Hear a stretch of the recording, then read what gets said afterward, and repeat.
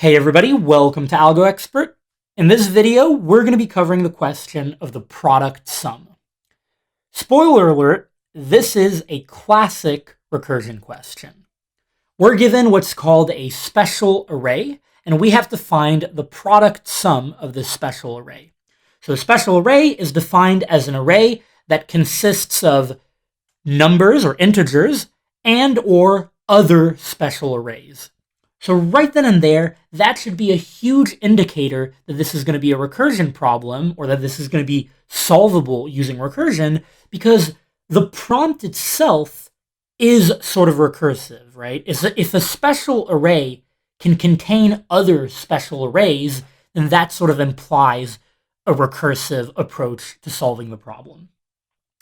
And so then we want to find the product sum of this special array. The product sum is the sum of all the elements in the array. So in the array that I've got in front of me, which is a special array, you would sum up all the elements. But when you get to another special array, like this one, right, 7 and minus 1, you sum up the numbers of that special array, but you multiply that sum by the depth of that special array.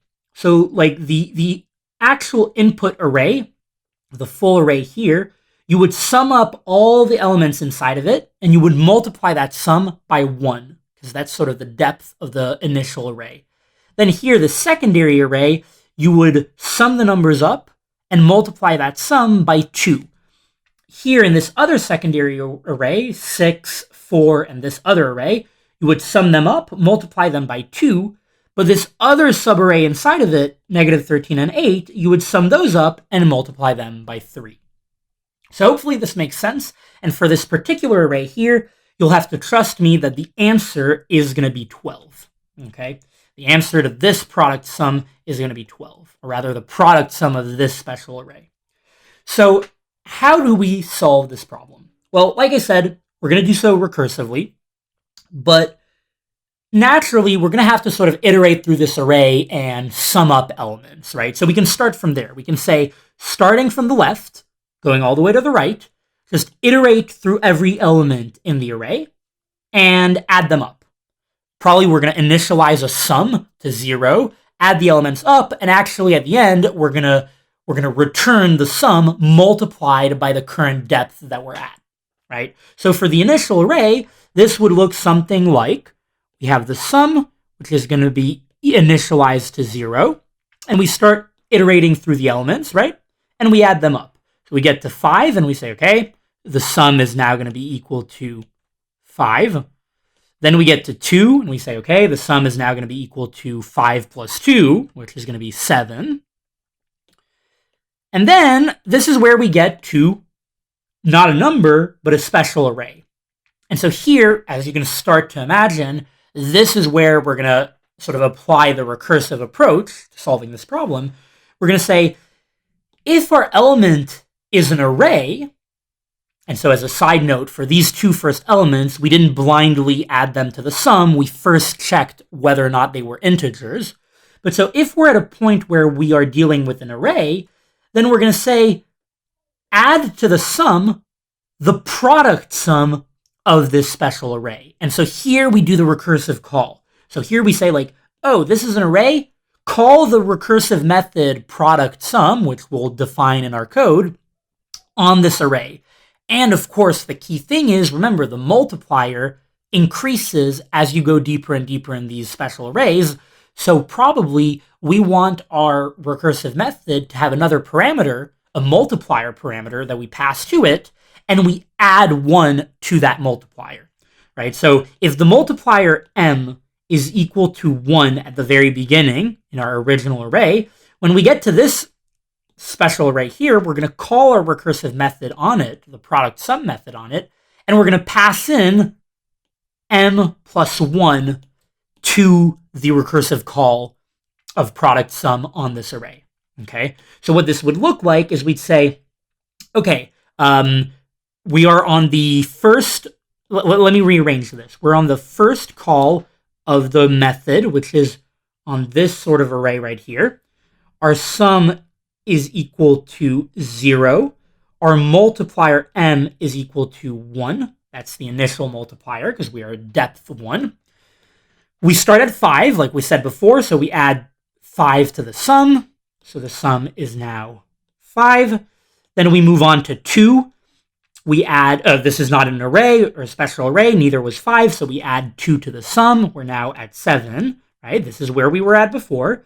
And now we say, okay, we're at this array, this special array right here.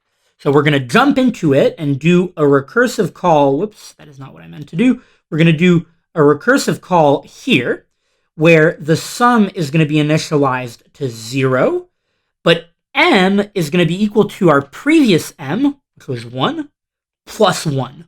So n is going to be equal to 2 here. And we go into the 7. The 7 is a number, so we add it to this sum. So this sum here is 7 now. Then we go to the next number, a minus 1. So add it to this sum. That's going to be 7 minus 1, 6. And now we're done with this special array, right? We're at the end of the special array. So we sort of get out of the recursive call, return the sum that we just calculated, 6, multiplied by our multiplier m, which happens to be 2. And so now we've got 6 times 2, which is going to be equal to 12, and we can put the 12 right here. So we know that this here, the product sum of this, is equal to 12, and so we can add 12 to our initial sum, which was 7. So we're going to say 7 plus 12 is equal to 19. Then we move on to the next element in our original array, which is 3. So that's going to be a number. We add 3 to 19, so that's going to be 22. And then the next element is, again, an array, right? So we're going to say this, right, is going to have a sum of 0, and m at first is going to be equal to 2, because we called, and maybe I should give myself a little bit more space here. So I'm going to just erase this. I'm going to erase this and continue that line right here. Here, right, we've got the sum, which is equal to 0, and m, which is equal to the multiplier that we had right here in the sort of parent subarray, which is our initial array, 1, plus 1. So 2. It's the same multiplier that we had for this other subarray, which makes sense because that was sort of a sibling of this. Okay, so we start iterating in this. Right now we're in the recursive call. So we've got a number, 6, so add it to the sum. So the sum is now 6. Then go to the next number, and now, whoa, we've got another special array. So we're going to make the recursive call here, right? I'll just underline this. And here we've got a sum of 0, and we've got m. Actually, let me undo all this and put it above so that I have more space. So we'll say this subarray has a sum of 0 and a multiplier of whatever our current multiplier was, which was 2, right? Because our multiplier for this array was 2 plus 1, 3. So now we've got a multiplier of 3. So then we've got a number, negative 13. So we can add negative 13 to our sum. So that's going to be negative 13. Then we've got a number 8. So we can add that number to negative 13. So that's going to be negative 5. And now we're done with this array. So we return the product sum of this array, which is going to be our sum, a negative 5, multiplied by our multiplier 3. So negative 15. So this is going to be, we'll just erase that and put it here, negative 15. And so our sum here is going to be 6 plus negative 15. So 6 plus negative 15 is how much? Negative 9, I guess. And then finally, we've got a number, 4. Add 4 to negative 9. That's going to be negative 5. And then multiply that negative 5 by the multiplier because we're done with this array. So that's going to be negative 5 times 2. That is going to be negative 10, right? So we can erase all this and say this entire subarray, which I guess ends at the 4 here, right? This is negative 10. And so we can add this negative 10 to our sum here for the initial array. Now we're back up all the way to the first recursive call. So 22 minus 10 is going to be 12. And since we're at the very end of our initial array, we can return 12 multiplied by our initial multiplier, which is 1, and that's going to be 12. And that's our answer, right? That is the answer of the product sum of this array. So that is how the algorithm works, right? You iterate from left to right in the array. If you're dealing with a number, you just add that number to our sum, which we've initialized at 0 at the beginning of our recursive call. If you're dealing with a special array, then you call the product sum method on that special array and add 1 to the multiplier that you pass, and you use your current multiplier plus 1. Add whatever you get from that call to product sum to your sum, and then finally return it multiplied by the multiplier. And you get 12. As far as, for this example, of course, as far as complexity analysis goes, the time complexity is going to be O of n. Now, it's really important here to define what n is. N is not the number of elements in the original array.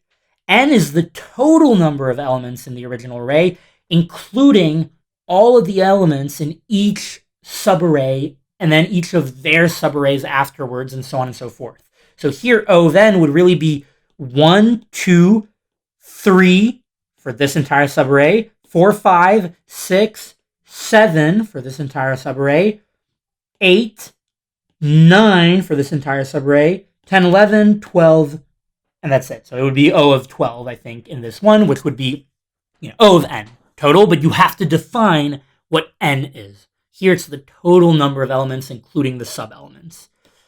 As far as the space is concerned, we are not really using that much extra space in terms of storing variables or storing other lists with regards to the input, but we are making recursive calls, right? So we're going to be using up space on the call stack.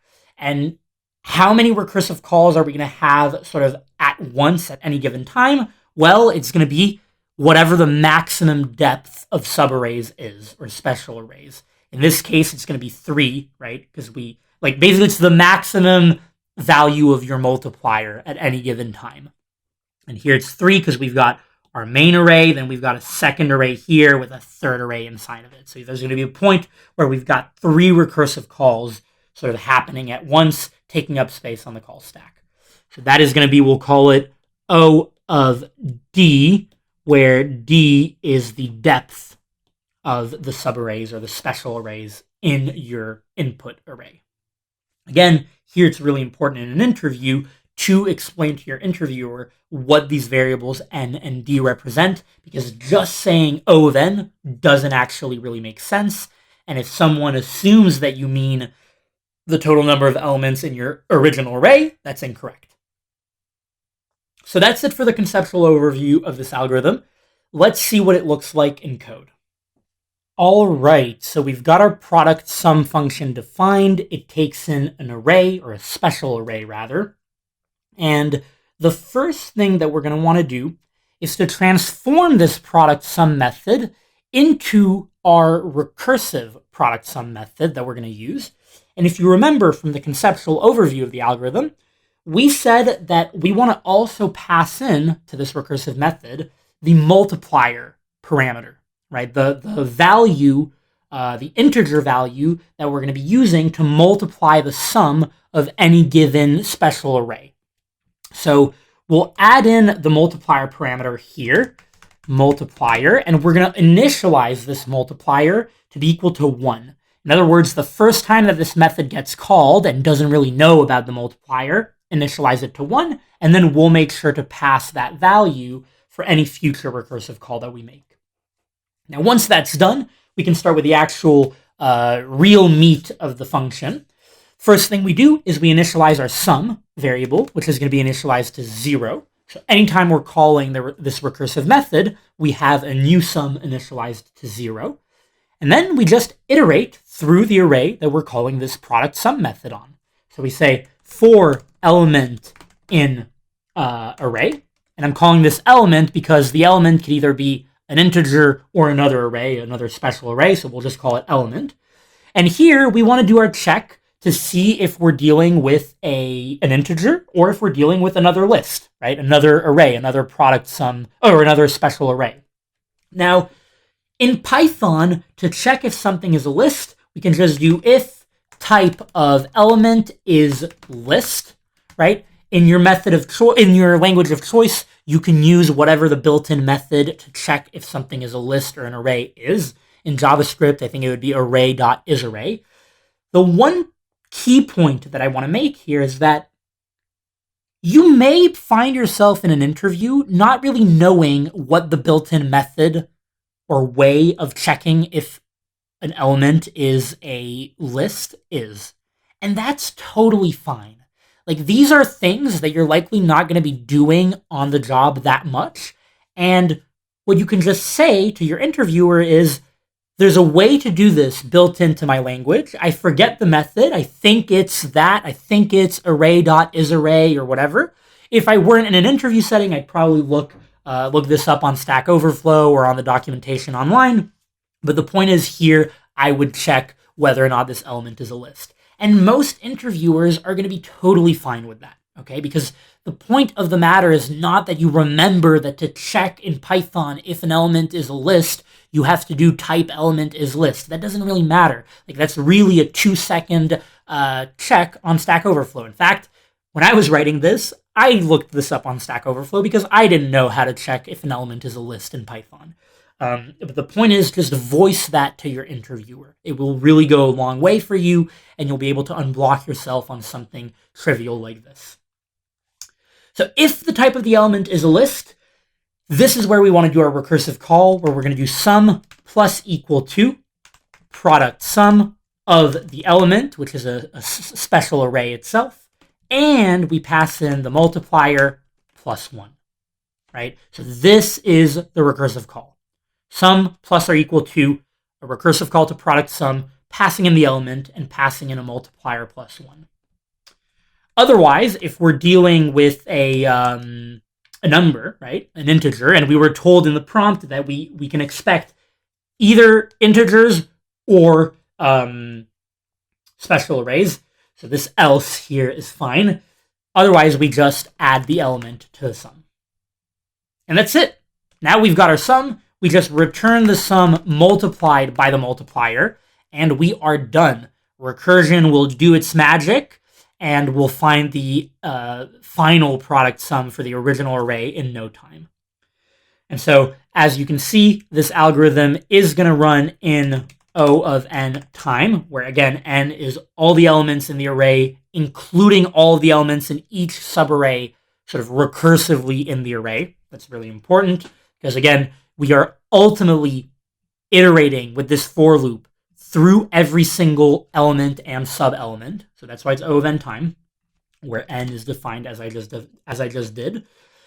And then for the space complexity, it's going to be O of d space, where d is the depth of the largest depth or the greatest depth of the subarrays, because again, you can imagine that this product sum here is going to be called, you know, d times at one point in a single sort of instance, right? And we're going to have d calls of product sum on the call stack. So it's important to remember that this is going to be O of d space. So that's it for this question. This is the product sum. Very classic recursion question. Hopefully this really helps you solidify your recursion skills, and I'll see you in the next video.